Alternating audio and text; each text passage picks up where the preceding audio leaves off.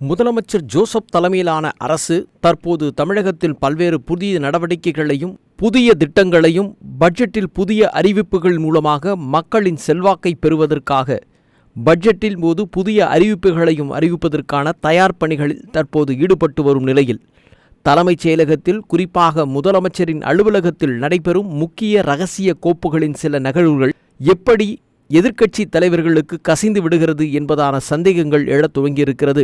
இதுகுறித்து உளவுத்துறை தகவல் கசிவு தொடர்பாக பல்வேறு விதமான சலசலப்புகளும் தற்போது அரங்கேற துவங்கியிருக்கிறது. இந்த அரசுக்குள்ளே சில கருப்பாடுகள் ஒளிந்து கொண்டிருப்பதான சில தகவல்கள் அரங்கேறி வருகிறது.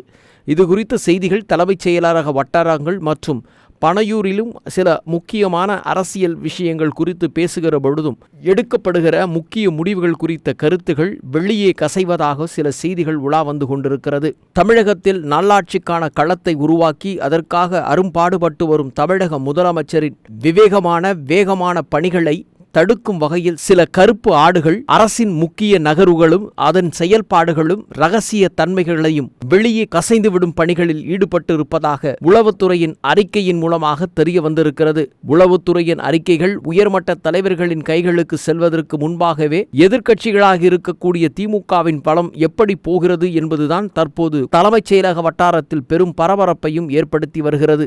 மாநிலத்தில் ஆட்சி மாற்றம் ஏற்படும் போதெல்லாம் காவல்துறை மற்றும் உளவுத்துறையின் முக்கிய பொறுப்புகளில் இருக்கும் உயர் அதிகாரிகளை மாற்றி புதிய அரசுக்கு விசுவாசமானவர்களை நியமிப்பது வழக்கமான ஒன்று. இருப்பினும் கடந்த 5 ஆண்டுகளுக்கு முழுமையாக ஆட்சியில் இருந்த திமுகவுக்கும் தற்போதைய அரசு நிர்வாகத்திலும் உளவுத்துறையின் கீழ்மட்ட அமைப்புகளிலும் உள்ள சில உயர் அதிகாரிகள் தொடங்கி ஊழியர்கள் வரை இன்னும் நெருக்கமான தொடர்புகள் இருப்பதாக தாவேகா தரப்பில் நம்பப்படுகிறது.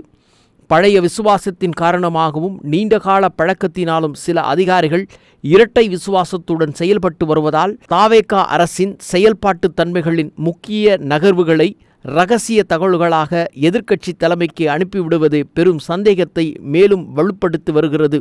தாவேகா அரசு எடுக்கப் போகும் முக்கிய முடிவுகள், முதல்வர் மற்றும் முக்கிய அமைச்சர்கள் பங்கெடுக்கும் ஆலோசனை கூட்டங்கள், ஆளுங்கட்சியின் அடுத்த கட்ட அரசியல் நகர்வுகள் மற்றும் அமைச்சர்களின் செயல்பாடுகள் குறித்த தயாரிக்கப்படும் உளவுத்துறை அறிக்கையின் சாராம்சங்கள் அனைத்தும் மிக துல்லியமாக திமுகவின் முக்கிய தலைவர்களின் மேஜைகளுக்கு சில மணித்துளிகளுக்குள் சென்றுவிடுவது எப்படி என்ற கேள்விகளும் எழத் துவங்கி இருக்கிறது.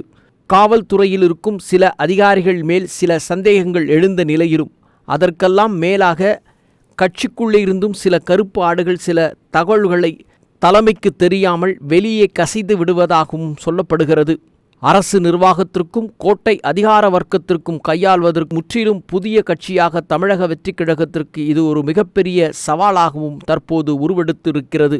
தமது அரசுக்குள்ளே இருந்து கொண்டு உளவு வேலை பார்க்கும் அந்த பாசறை துரோகிகள் யார் என்ற கேள்விகளும் தாவேகாவின் தலைமையில் தற்போது இரகசிய விசாரணையில் இறங்க துவங்கியிருக்கின்றனர். இந்த இரகசிய தகவல்களின் பின்னணியில் அதிகாரிகள் மட்டுமல்லாமல் சில கடைநிலை பணியாளர்களும் இருப்பதாகவும் சொல்லப்படுகிறது. முக்கிய முடிவுகளையும் அரசின் தொலைநோக்கு திட்டங்களை செயல்படுத்துவதற்கான அரசின் இரகசிய விஷயங்களை வெளியே கசைவிடும் கருப்பு ஆடுகள் விரைவில் கண்டெடுக்கப்பட வேண்டும். இல்லையென்றால் ஒட்டுமொத்தமாக நல்லாட்சியின் ஆளுமைக்கு களங்கம் ஏற்படுத்தும் சில விஷயங்களை இந்த கருப்பு ஆடுகள் மூலம் இரகசிய தகவல்களாய் வெளியே கசைந்து போனால் ஆட்சி நிர்வாகத்தின் ஏற்பட்டிருக்கும் சிறு ஓட்டைகள் தற்போது தீவிரமாய் அடைக்கப்படவில்லை என்றால் அதுவே பெரும் ஓட்டைகளாய் மாறி ஆட்சிக்கும் அரசுக்கும் களங்கத்தை ஏற்படுத்தும் என்பதே சமூக ஆர்வலர்கள் மற்றும் தாவேகா அரசின் நலவிரும்பிகளின் விருப்பமாய் உள்ளது.